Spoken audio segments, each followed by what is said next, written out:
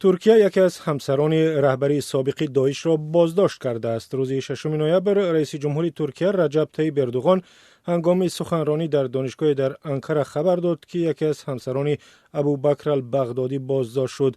او تفصیلات نداد. یک مقام بلندپایه ترک که نامش آشکار نشده است میگوید همسر بغدادی 2 ایون سال 2018 در عملیات نظامیان ترکیه در ولایت حتی این کشور همراه با 10 نفر دیگر بازداشت شده بود. زن خود را رانیه محمود معرفی کرده است، ولی بعداً معلوم شده است که او اسما فوزی محمد القبیسی همسر ابوبکر البغدادی است. ابوبکر بغدادی آخر ماه اکتبر در عملیات گروه‌های تعینات مخصوص آمریکا در سوریه محو شد.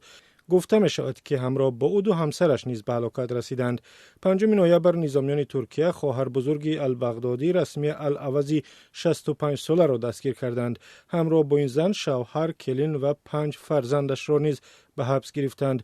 البغدادی که از پایه‌گذاران گروه افراطگرای دولت اسلامی به شمار می رود، در سال 2014 بعد اشغال مناطق وسیع عراق و سوریه از طرف این گروه خود را خلیفه تمام مسلمانان جهان اعلام کرد. سال 2017 ائتلاف زیر رهبری امریکا داعش را از مناطق اشغال کردهش محروم کرد.